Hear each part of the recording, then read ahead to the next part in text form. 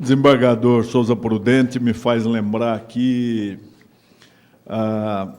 as bodas de Caná, né?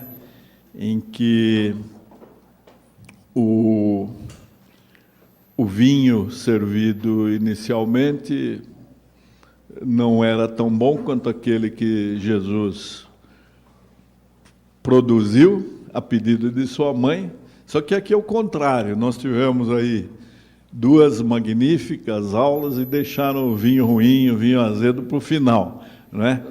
Mas, fora isso, eu tenho de agradecer muito a essa legenda, a esse magistrado que sabe ser, ao mesmo tempo, dono de uma técnica e erudição por todos reconhecidas, aliado a uma ética irrepreensível e um amigo do ambiente que nos ensina constantemente pela sua postura corajosa, lúcida, coerente. Depois assisti a essa magnífica exposição do meu querido amigo Celso Fiorilo, me mostra, não é, o quanto eu ainda estou com a toga, não é? Fiquei 43 anos na magistratura e talvez pela origem de neto de imigrante que saiu da Itália porque não havia mais terra, passando fome. Desde criança, eu sempre tive uma vocação muito grande pela proteção da natureza, por tentar recuperar espaços perdidos, várias tentativas de reflorestar, nem sempre muito bem sucedidas, porque é muito difícil, né? Nós lutarmos assim. Mas eu ainda tenho aquela visão, talvez arcaica, anacrônica.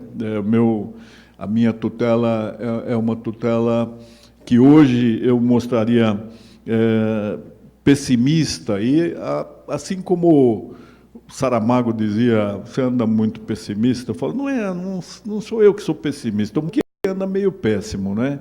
Em relação, Celso, de repente eu fique seduzido pelas suas posturas, mas é muito interessante mesmo a gente abrir um debate. Bem, eu queria conversar com os senhores, e é uma reflexão em conjunto, é uma partilha de angústias, uma partilha assim também de esperanças, não é?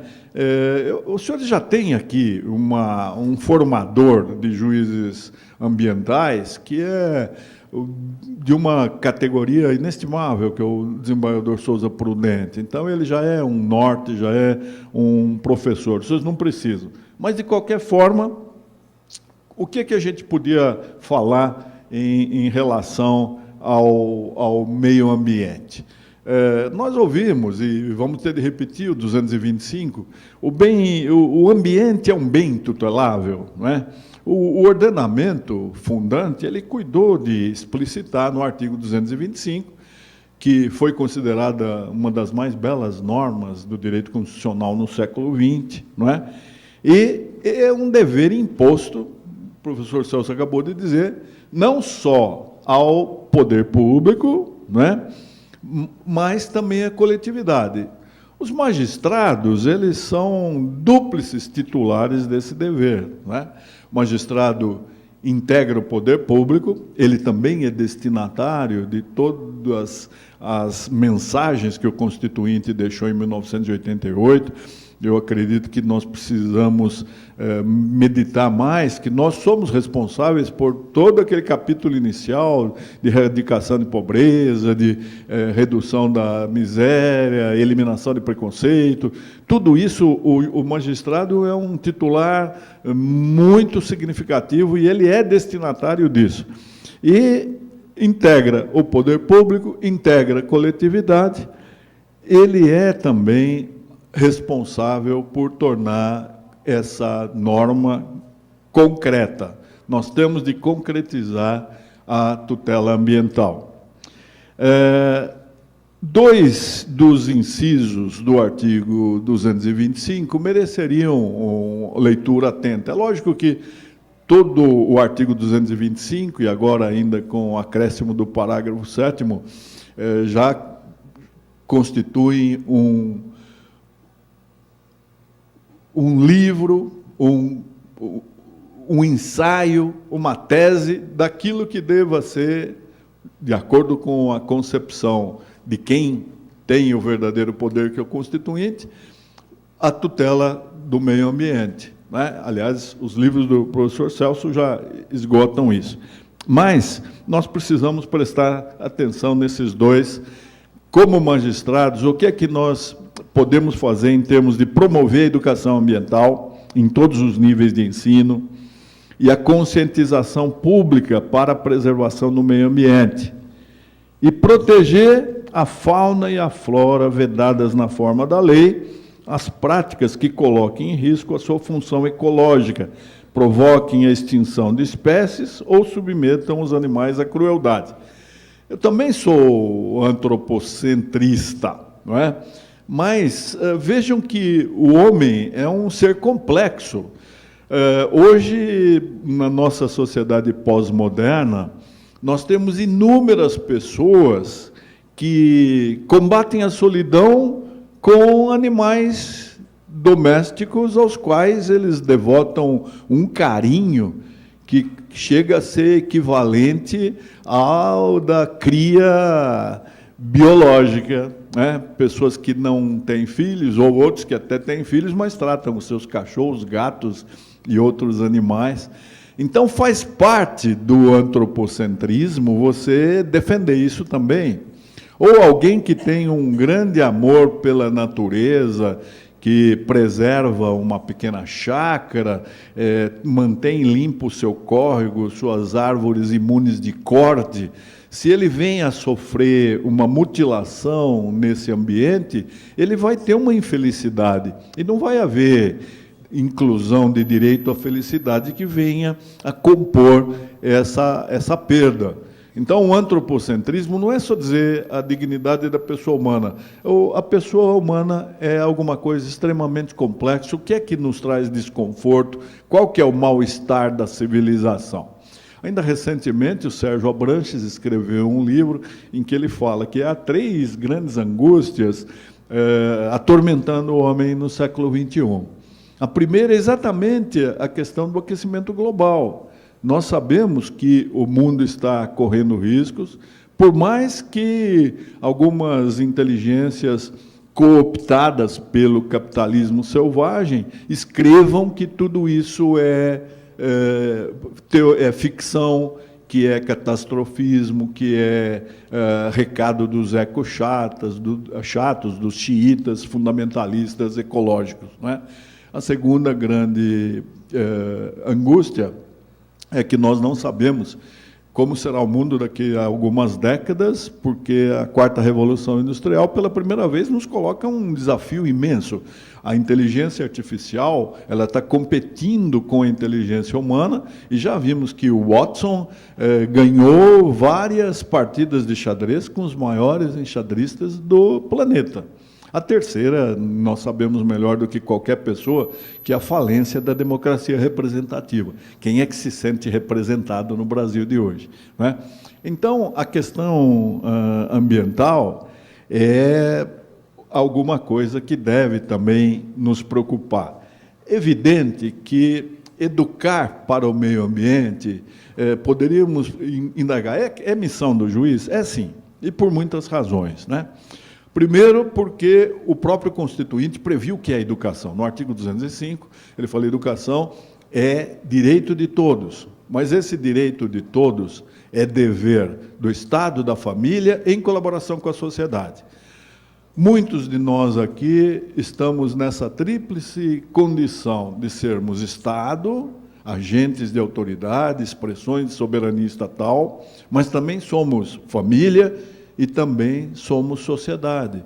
Então, o juiz tem uma missão tríplice na questão da educação, e da educação ambiental, principalmente, não é?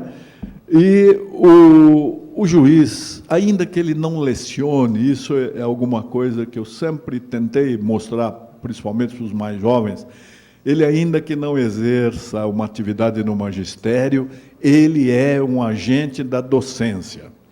As suas decisões sinalizam qual deva ser a observância espontânea do direito, que evitaria tantas lides desnecessárias, não é? Essa judicialização da vida brasileira é um fenômeno patológico, não é termômetro democrático, não.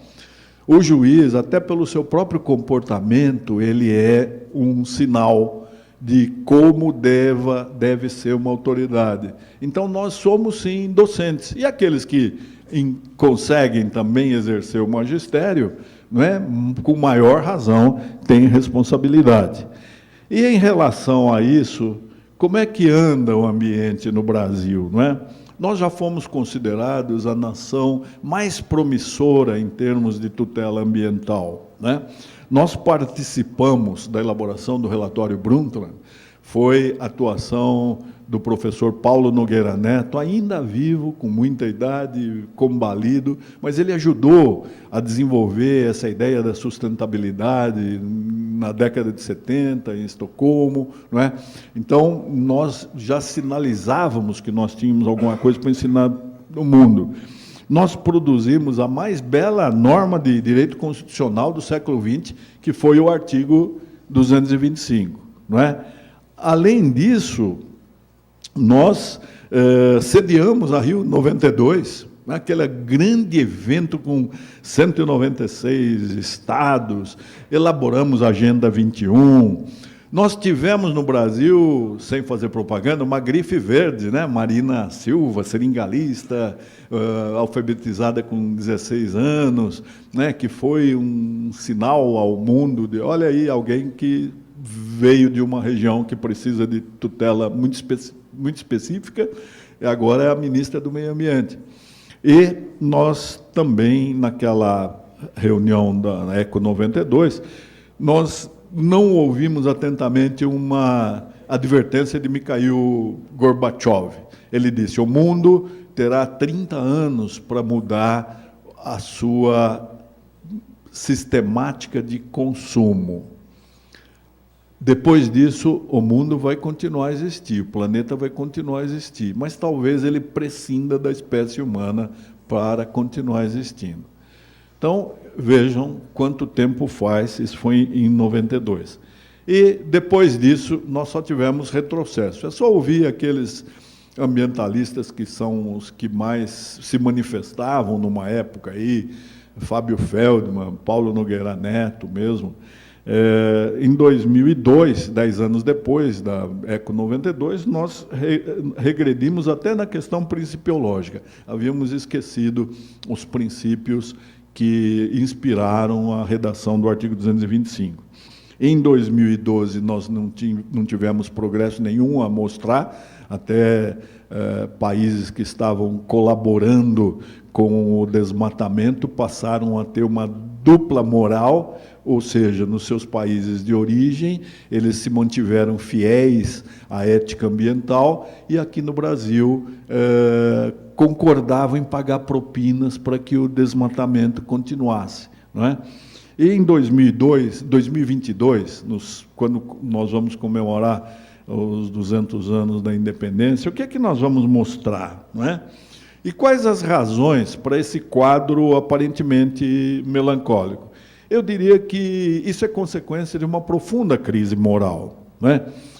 A policrise brasileira é uma crise que começou ética, moral, resvalou para a política e foi desaguar na crise econômica que todos nós estamos sentindo, né? Quando a ética ela está na UTI, e isso sendo otimista, discreto otimismo, porque há quem diga que nós estamos no velório da ética no Brasil, né? Então, ela já teria partido desta para melhor. É evidente que não sobreviveria apenas a ética ambiental quando as outras éticas desapareceram. Então, acresce a essa situação uma visão de que o agronegócio é a única salvação da lavoura e que, portanto, nós precisamos sacrificar o meio ambiente para salvar o agronegócio. A prova disso é de que a bancada ruralista ela conseguiu praticamente revogar o Código Florestal. Embora se diga que a Lei 12.651 de 2012 seja o novo Código Florestal, vejam se está escrito alguma vez nesse texto a palavra Código Florestal. Não aparece. Aparece Código de Processo Civil, mas não aparece Código Florestal. Esse diploma foi produzido para flexibilizar todas as exigências preservacionistas, em nome de uma visão reducionista do desenvolvimento. É possível, sim, compatibilizar desenvolvimento do agronegócio com a proteção ambiental.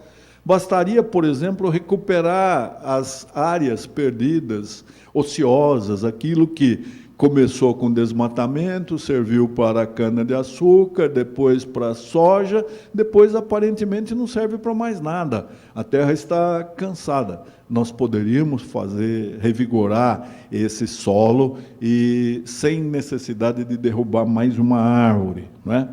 Só que esse setor do agronegócio, é lógico, o capitalismo selvagem, hoje se vende tudo. Eu há pouco estava lendo um livro que os senhores já devem ter lido, O que o Dinheiro Não Compra, e vimos, por exemplo, que a África do Sul está permitindo o abate de rinoceronte preto, uma espécie em extinção, mediante pagamento, não é? Assim como nós já tivemos aqui experiência em Mato Grosso de caça à onça pintada, que é outro animal em extinção, né? Recentemente, no estado de São Paulo, há uma grande discussão ali sobre a possibilidade de eliminação do javali, ou do javaporco, né? O porco que cruzou com o javali. Então, aparentemente, o dinheiro passa a poder comprar quase tudo, e a gente precisa fazer aquela indagação. Tudo tem que ser vendido? Tudo tem que ter uma cifra, né? E há questões que são antropocêntricas, mas interferem com o meio ambiente. Por exemplo, no Reino Unido, as mulheres dependentes de droga recebem 300 libras para fazer uma esterilização. E essa grande discussão, nós podemos, entre o direito a se drogar e o direito a produzir uma criança que vai ser entregue à adoção, ou já nasce contaminada com os efeitos da droga. Vejam como as questões são complexas, e nós precisamos ter uma consciência muito bem coerente e sensível para encontrar uma saída, né? Então, o setor é coeso, o setor do agronegócio, e ele produz um material incessante, permanente, cada vez mais intenso em relação àquilo que eles chamam de máfia verde, a falácia do aquecimento global, não é? Por exemplo, neste ano, mais de 400 produtores de soja aplaudiram longamente um meteorologista, querido Souza Prudente, chamado Luiz Carlos Molion, cuja fala é eloquente. Ele diz: o aquecimento global é um mito. A temperatura mundial não está aumentando. Nós vivemos ciclos de aquecimento e resfriamento que sempre existiram. Ou seja, não há aquecimento global. A sua palestra foi patrocinada pela AgroSul, concessionária da multinacional de máquinas agrícolas John Deere, pela fabricante de adubos Fertilaqua e pela Fundação Bahia, entidade de pesquisa bancada por produtores baianos, evento que foi realizado em Luiz Eduardo Magalhães, na região Matopiba, Maranhão, Tocantins, Piauí e Bahia, né, professora? É evidente que o auditório ouve aquilo que quer ouvir, né? O Molion é um pesquisador aposentado do INPE, do Instituto de Pesquisas Espaciais. Entre os seus colegas, ele não goza de grande credibilidade, né? O professor e o meteorologista Carlos Nobre, ele disse: dizer que a molécula de gás carbônico não exerce efeito estufa atmosférico, isto é, que não absorve e reemite radiação térmica, é uma asneira anticientífica, equivalente a dizer que a Terra é plana. Ele é o presidente do painel brasileiro de mudanças climáticas. Mas o Molion faz mais de 50 palestras por ano, custeado por essas empresas. Nós temos um outro... Eu presenciei, quando era da Câmara Ambiental, que a Embrapa, uma empresa que tem feito tanto benefício para o Brasil, tem um cientista nela que desenvolveu uma tese para provar que a fauna desenvolvida no canavial é de biodiversidade superior à da Mata Atlântica.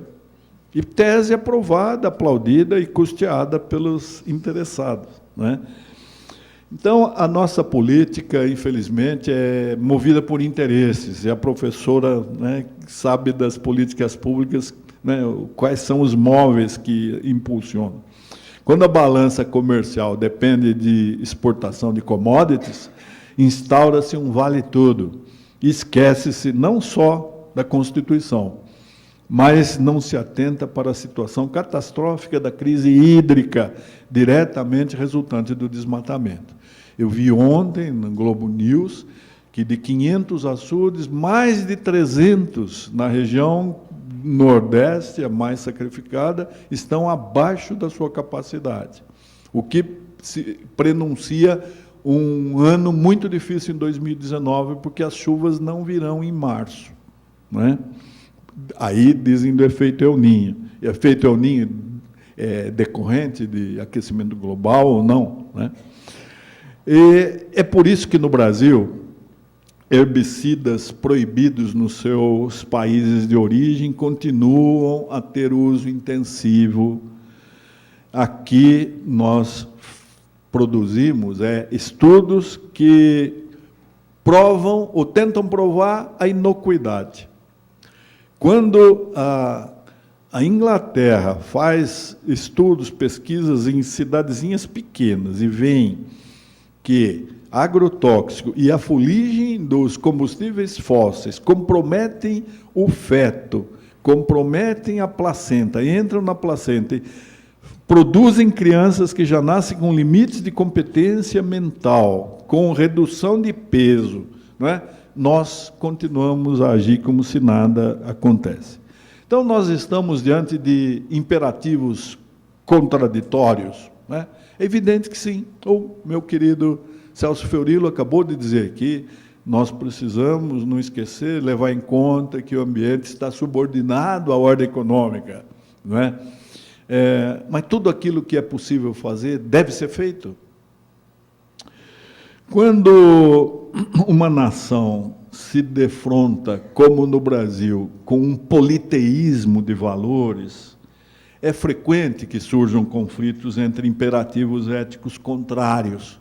E o Brasil é um campo antropológico, sociológico e psicológico muito interessante, porque é o país do dissenso, né? É tão difícil obter um consenso. Sempre há alguém contra, até com as coisas mais louváveis, né? Então, as contradições éticas sempre existiram, mas elas reaparecem hoje mascaradas em desenvolvimentos científicos, pondo em contraste a proteção ambiental e um desenvolvimento que não respeita qualquer barreira. Uma visão, como eu disse, reducionista do que é desenvolvimento. A sociedade contemporânea parece haver subvertido os valores. Os valores econômicos, eles não são da mesma ordem que os valores éticos ou espirituais, mas é primeiro no campo econômico que a palavra valor adquiriu um sentido preciso, e foi certamente na esfera econômica e financeira que o processo que tende a fazer do valor qualquer coisa de subjetivo e de variável, de não absoluto e de estável, começou a aparecer. Hoje, todos estamos a serviço, aparentemente, do capitalismo selvagem, e a nossa cultura é o consumismo. Como é que a gente pode sensibilizar o juiz brasileiro? Eu diria, meu querido amigo Souza Prudente sabe, que os nossos métodos de recrutamento não auxiliam necessariamente a captura de seres humanos sensíveis. Por quê? Nossos concursos continuam a priorizar a memorização. Nós exigimos dos jovens que eles tenham uma cultura enciclopédica, dominem toda a legislação, toda a doutrina e toda a jurisprudência, não é? Fazemos os concursos com comissões ad hoc. Recrutamos, às vezes, pessoas que querem se afastar dos autos, porque podem ficar 2 anos ali na comissão de concurso, não é? Formulando perguntas capciosas. Depois, quando terminamos o concurso, falamos para aquelas poucas dezenas de aprovados, quando milhares foram os inscritos, que eles são muito especiais, ou seja, incensamos a possibilidade deles virem a ser arrogantes, não é? Porque se acreditam serem muito melhores do que todos os demais que ficaram pelo caminho. Não temos a menor condição de avaliar se eles vão ser produtivos, se eles são sensíveis, se eles vão cultivar a empatia, se eles são tolerantes, se eles são equilibrados, né? Então, esse é um exercício que cada um de nós deve fazer para se manter consciente, para se manter lúcido, para se manter com os pés no chão e não naquele autismo em que grande parte das carreiras jurídicas, não é só a magistratura, mas nós replicamos esse modelo, não é? Porque uma pessoa sensível, ela, ao examinar um processo, ela não pode deixar de absorver um pouco daquela angústia, daquele sofrimento. Todo processo é um drama, é uma tragédia, não é brincadeira, né? Quando não, é uma tentativa de enganar, de instrumentalizar a justiça para obter um objetivo que nós ficamos perdidos ali. Nós vemos o que não está nos autos não está no mundo, então nós tendemos a ser formalistas, procedimentalistas, julgar só pelo processo e ficar longe da substância contaminada que levou as partes a recorrerem ao juízo. Então, não é pelo concurso, não é? Nós precisamos fazer com que não percamos o amor à natureza, recuperar um pouco a singeleza, né? Saber apreciar aquilo que é gratuito, pôr do sol, o germinar das plantas, o colorido das flores, o som dos pássaros, né? A vaca amamentando o bezerrinho, e essas coisas que nós fomos perdendo, nós ficamos muito sofisticados, né? E só queremos ficar cada vez mais eruditos para que o nosso látis seja o mais possível, né, compatível com a imagem que nós mesmos fazemos de nós, né?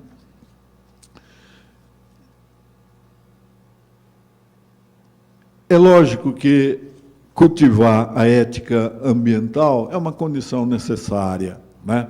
Talvez não suficiente, mas comover-se com aquilo que está sendo feito contra o ambiente é um ponto de inflexão essencial e a um consciente exercício do poder de julgar as questões ecológicas. Não é uma condição suficiente, eu disse, ela é necessária, mas não suficiente. É preciso alertar o julgador de que algumas armadilhas se antepõem à sua intenção de ser um zeloso defensor do amanhã, do futuro, porque ele está ali defendendo as futuras gerações. É por isso que não dá para comparar uma lide ambiental com uma lide interindividual, né? Nós temos, na verdade, um processualismo ainda tacanho, né?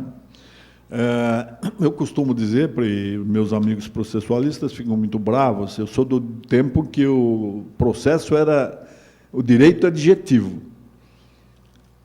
A substância era o direito civil, o direito penal, né?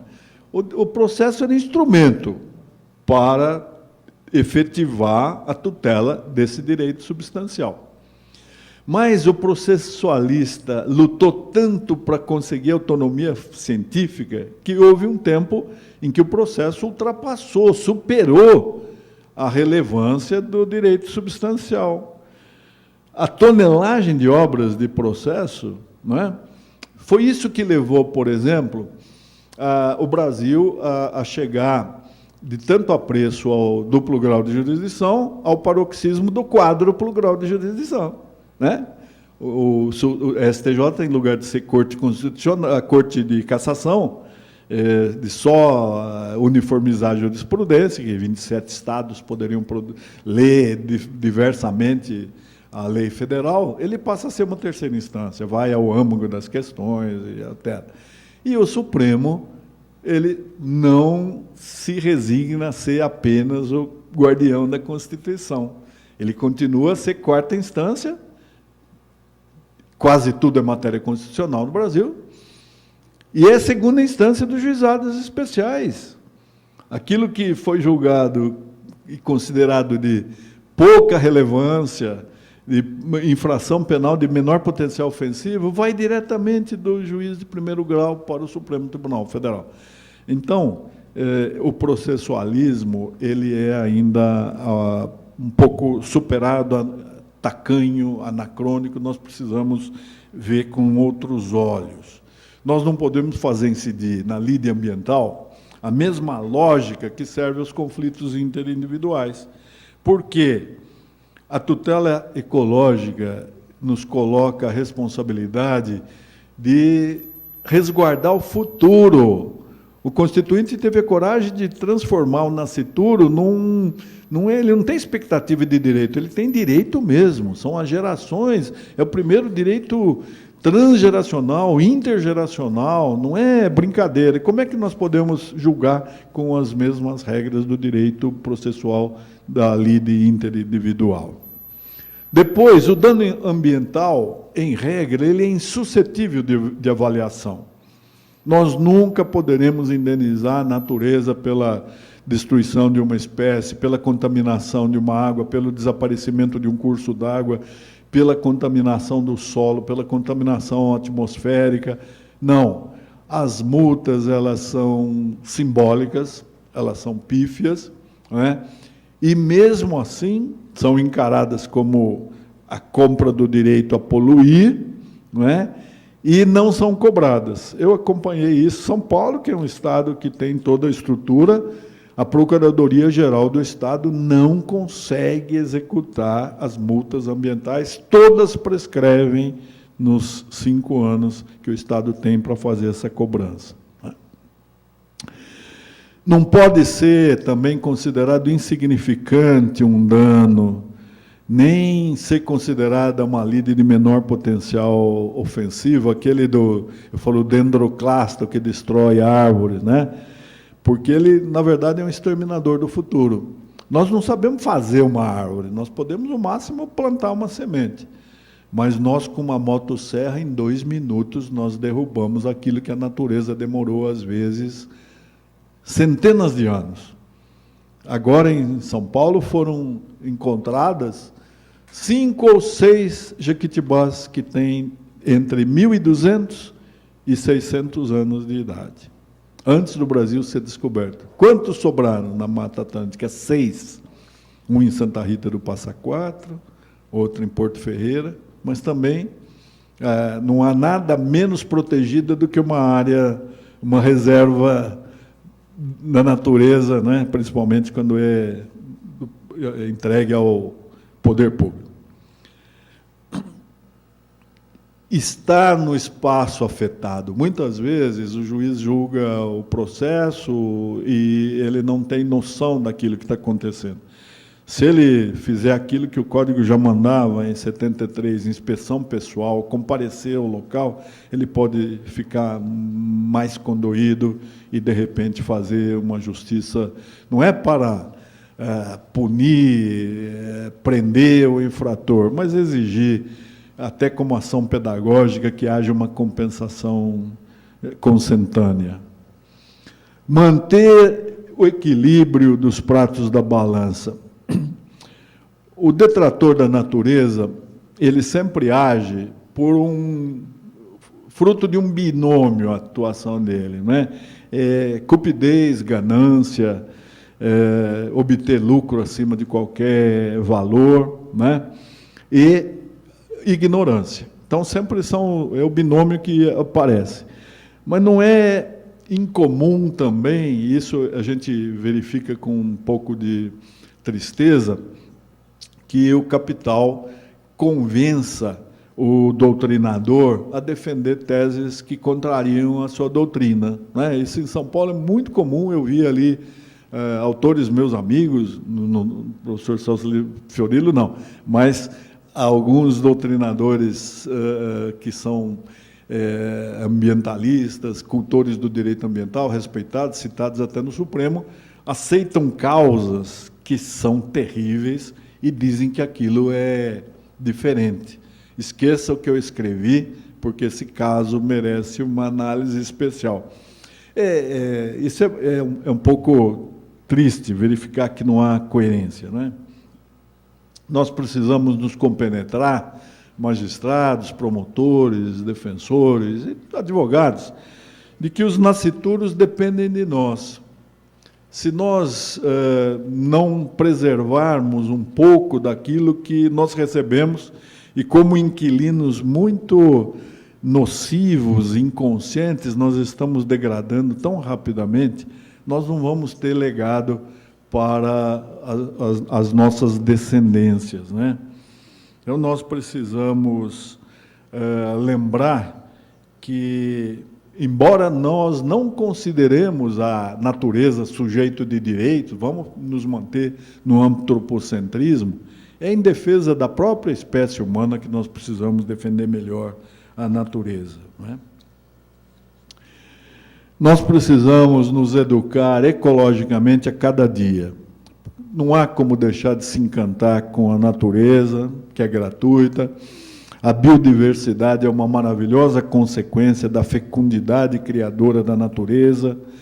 A ciência já identificou 250 mil espécies de plantas, de vegetais encontráveis em todas as regiões do mundo, mas a maior parte concentrada nas regiões tropicais ou subtropicais, ou seja, no Brasil. O Brasil é extremamente rico, mas por não saber cuidar, nós ficamos pagando royalty de açaí para o Japão, né? E quantas outras coisas não podem ter sido levadas, né? Se a cada ano nós assistimos passivamente ao desflorestamento de 20 a 24 milhões de hectares de florestas tropicais, onde esse patrimônio natural tende a desaparecer, se nós vemos 60% das florestas já foram abatidas desde o fim da era Cretácea, há 65 milhões de anos, nós nunca assistimos a um desaparecimento de espécies tão rápido, entre 40 e 500 e 170 mil plantas tropicais que vão desaparecer na próxima década. Não há capacidade de pesquisa e trabalho da comunidade científica para obter informações sobre o seu patrimônio genético. Antes mesmo de sabermos para que isso serve, nós estamos acabando com isso. Em plena quarta revolução industrial, nós temos uma tecnologia para investir na produção agrícola sem a necessidade de eliminar mais cobertura vegetal. O casamento entre a tecnologia e a biologia já existe e produz bons frutos. É só verificar aquilo que o Fórum Econômico Mundial mostra, né, e o seu paralelo, Fórum Econômico Social. Há muita boa experiência. Essas boas práticas a gente precisaria disseminar e incentivar. O que falta é fazer com que a ética ambiental seja um valor recuperado, seja uma ferramenta de salvação do mundo. E isso seria missão do juiz?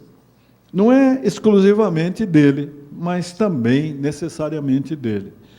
A magistratura exerce um papel simbólico, multiplicador de réplicas, inspirador de atitudes, corretor de desmandos. É a função ainda mais respeitada da República, uma República que não tem muito mais em que se espelhar. Então, a comunidade jurídica precisa fazer o seu papel. Basta o convencimento de cada juiz de fazer incidir a vontade concreta da lei sobre a hipótese submetida à sua apreciação, e ele, nesse papel, ele tanto pode defender e preservar a natureza, como pode contribuir para que ela seja um bem finito. Muito obrigado.